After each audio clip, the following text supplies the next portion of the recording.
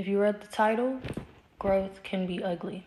And what I mean by that, well, growth can be ugly because it can force you to see parts of yourself that you avoid.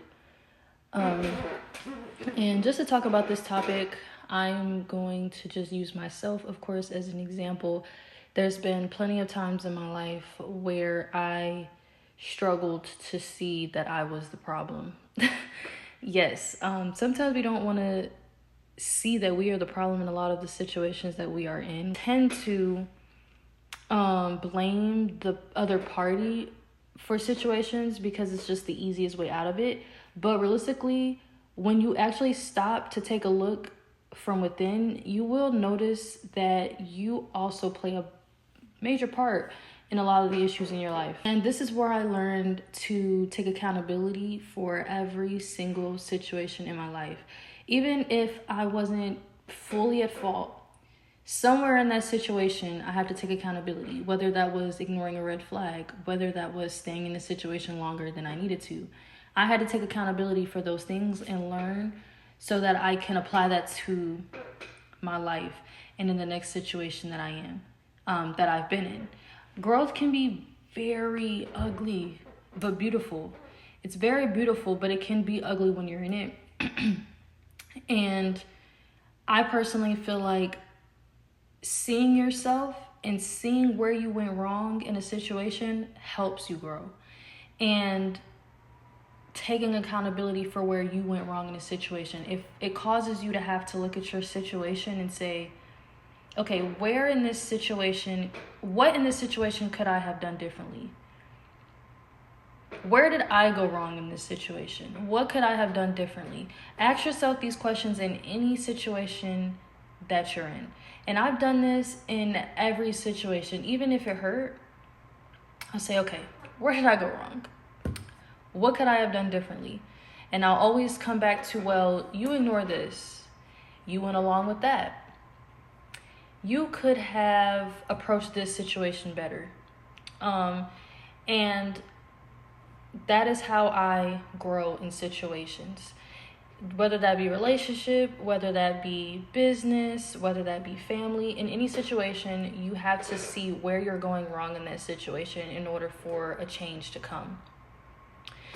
And when it comes to growth, a lot of people don't realize that we have to heal from the child inside of us. There's a lot of brokenness inside of us that stems from our childhoods.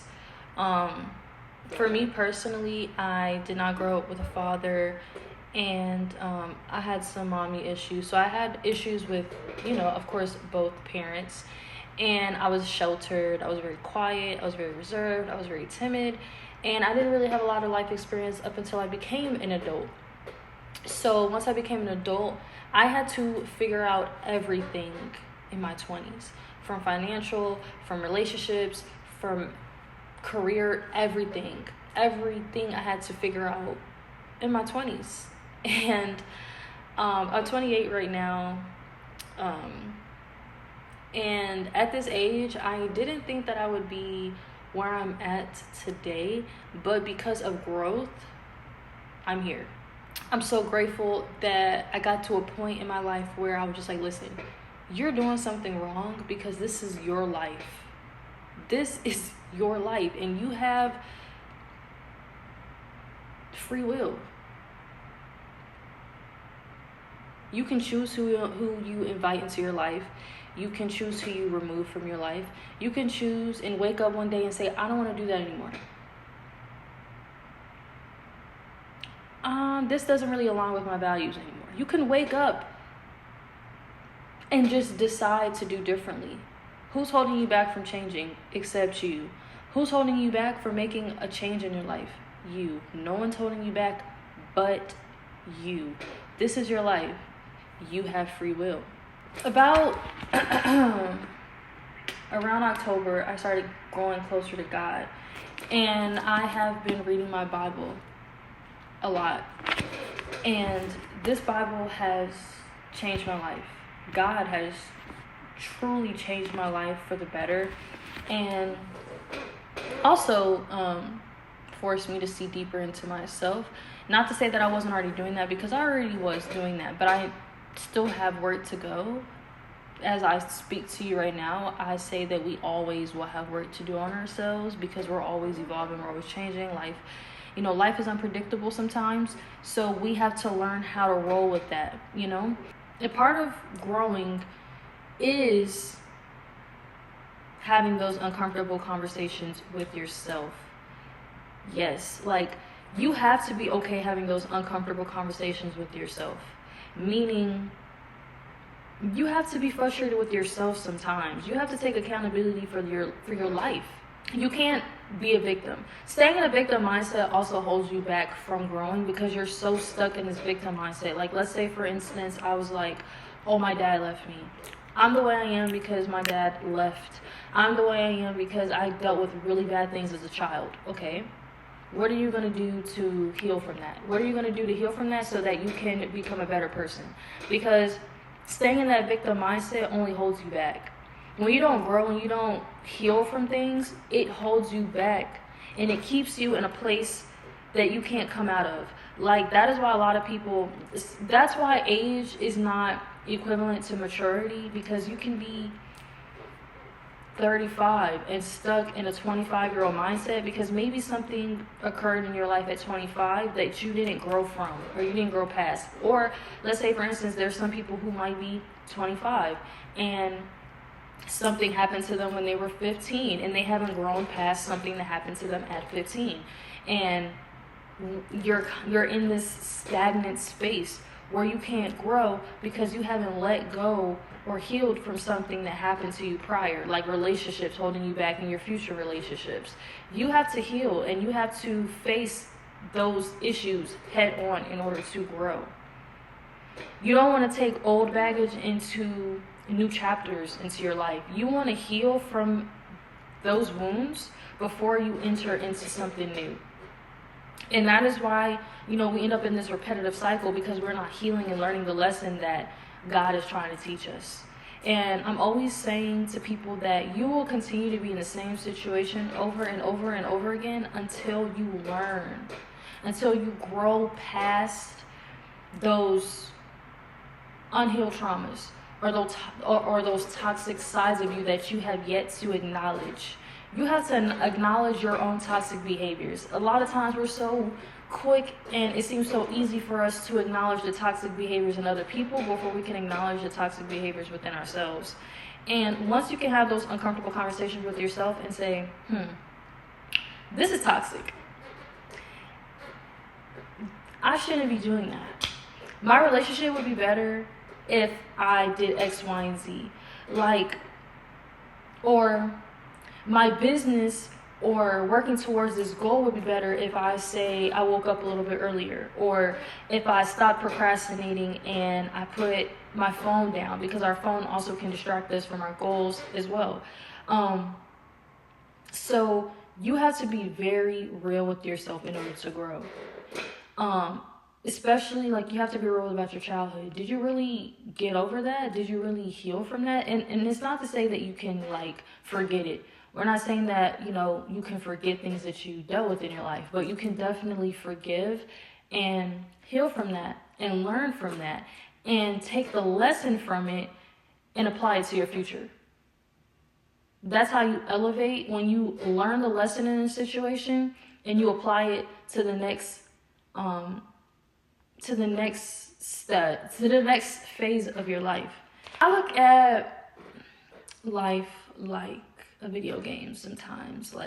In order to, let's just say you are on a mission, or you're playing story mode, and you can't get past this one level, and you're doing it the same way over and over and over again, and you can't figure out why it's just not working. It's not working because you're doing it wrong, and you need to find a new way to get past that level. You need to sit and think, what am I doing in this level that I could do differently? What can I do to elevate to that next level? You have to ask yourself these questions. You have to try new things. You have to try different approaches to situations. Let's say that you typically approach a situation with your partner in an aggressive way. Like, you typically are a very argumentative type of person.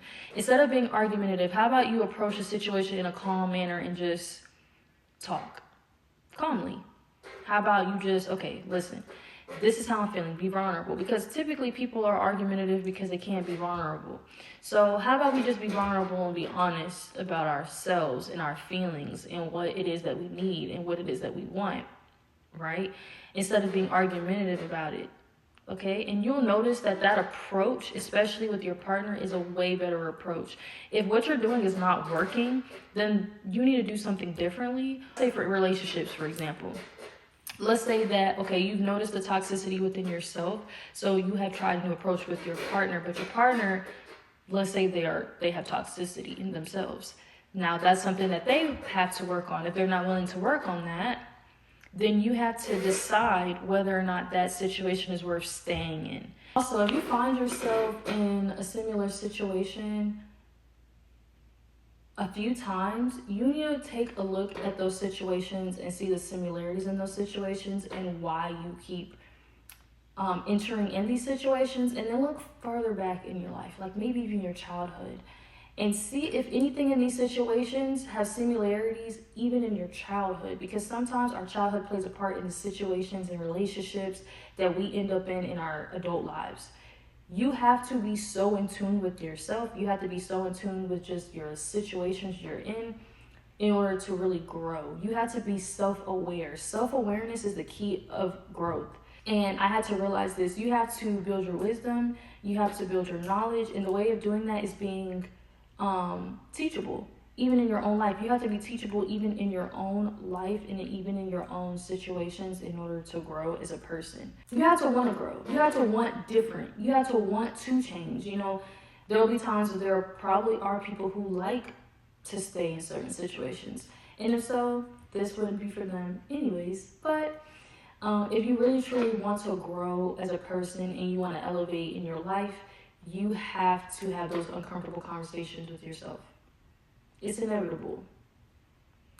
You have to dig deep within yourself. You have to, how about this? Get a journal and just start writing in it.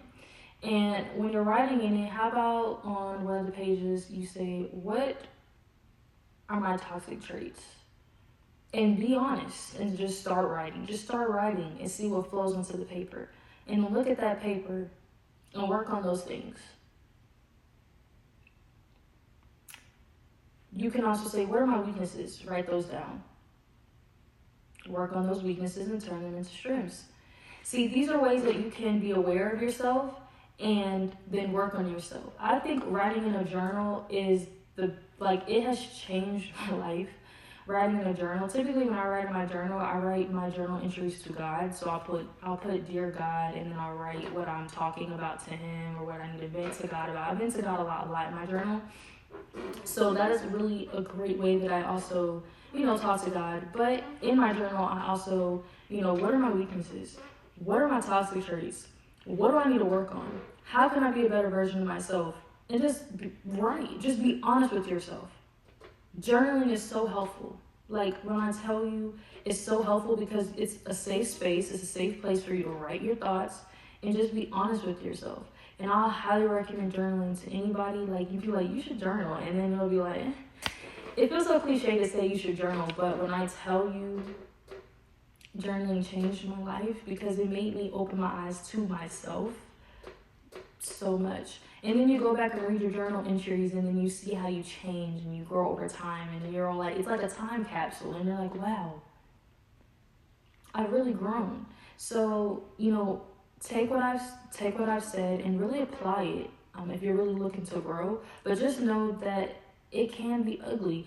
You will have to see yourself, even the ugly parts of yourself. But I promise it's such a beautiful process at the same time to really see yourself, because it's so beautiful, because all it does is open up your eyes to new ways to grow as a person and new ways to just be a better version of yourself. How can you be a better version of yourself if you can't even see the ugly parts of yourself? You can only be better if you know what you need to work on. To improve, you need to know what you are improving on, and that needs self-awareness. So though growth can be ugly, it can be so beautiful once you're self-aware of what can make you a better version of yourself. So that is all I have for today. Thank you for watching. Make sure you subscribe. Make sure you turn on post notifications. Thank you again, and I will see you guys in my next video.